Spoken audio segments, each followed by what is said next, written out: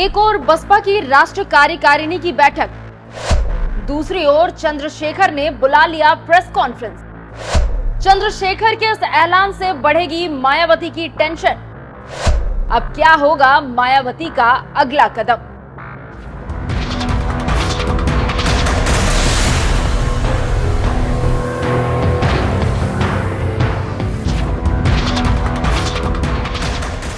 नमस्कार, मैं खुशबू राय, आप देख रहे हैं निमित्त न्यूज। देश चुनावी रंग में डूबा हुआ है। लोकसभा के खत्म होने के बाद तैयारियों ने जोर पकड़ा है विधानसभा चुनाव और उपचुनाव के लिए।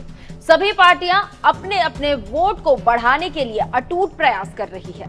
लेकिन इसी बीच हाल के दिनों में यूपी की राजनीतिक हलचल काफी तेज हो चली है और जो सबसे ज्यादा चर्चा बटोर रही है वो है दलितों की पार्टी मायावती की बसपा और चंद्रशेखर आजाद की आजाद समाज पार्टी। दोनों पार्टी दलितों को अपने पाले में करने के लिए जोर आजमाइश कर रही है। एक तरफ मायावती ने अपने नेताओं को बुलाकर आज राष्ट्रीय कार्यकारिणी की बैठक आयोजित की। जिस समय ये बैठक हो रही है उससे मायावती द्वारा कई तूफानी फैसले लिए जाने की संकेत मिल रहे हैं। अब इसी बीच इसी तारीख को चुना चंद्रशेखर आजाद ने और आयोजित कर दी अपनी प्रेस कॉन्फ्रेंस। राजनीतिक हलकों में चर्चा है कि हरियाणा चुनाव को लेकर कुछ अहम फैसले के बारे में चंद्रशेखर द्वारा इस प्रेस कॉन्फ्रेंस में बताया जा सकता है। मायावती के लिए सबसे बड़ी टेंशन बने चंद्रशेखर।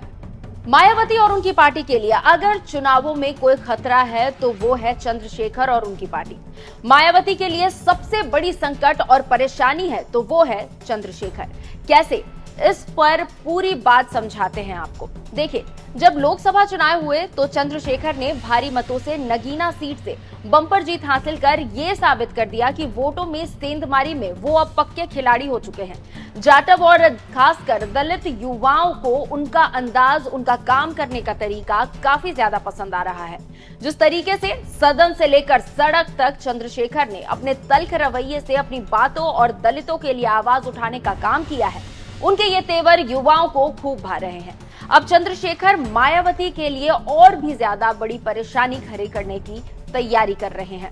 उनका ये दाव पेच हरियाणा चुनाव के लिए है और राजनीतिक गलियारों में शोर है कि प्रेस कॉन्फ्रेंस में चंद्रशेखर दलित मुस्लिम गठजोड़ बनाकर मायावती को पटखनी देने की तैयारी में है। आजाद की पार्टी और दुष्यंत चौटाला की पार्टी जेजेपी का आपस में गठबंधन होने वाला है और इसी अहम ऐलान के लिए चंद्रशेखर प्रेस कॉन्फ्रेंस करने वाले हैं। बता दें कि खुद चौटाला और चंद्रशेखर ने इस बात पर मुहर भी लगा दी है। दोनों ने अपने अपने सोशल मीडिया पोस्ट के जरिए इसकी जानकारी भी दी है। दोनों ही नेताओं ने अपने अपने एक्स हैंडल पर पोस्ट करते हुए लिखा है, किसान कमेरों की लड़ाई हम लड़ते रहेंगे बिना आराम। ताऊ देवीलाल की नीतियां विचारधारा में मान्यवर काशीराम। जय भीम, जय भारत, जय जवान, जय किसान, जय संविधान। हरियाणा के चुनाव में अब चंद्रशेखर आजाद की एंट्री हो चुकी है, जिससे ये चुनाव और भी ज्यादा दिलचस्प हो गया है। चंद्रशेखर का हरियाणा चुनाव में इस जोरदार तरीके से आना मायावती के लिए मुश्किलों को बढ़ा सकता है। मायावती के भतीजे आकाश आनंद ने हरियाणा चुनाव की कमान अपने हाथों में ली हुई है। हाल ही में बसपा ने इनेलो के साथ गठबंधन किया था। हरियाणा चुनाव में दोनों ही पार्टियां साथ साथ चुनावी मैदान में हैं।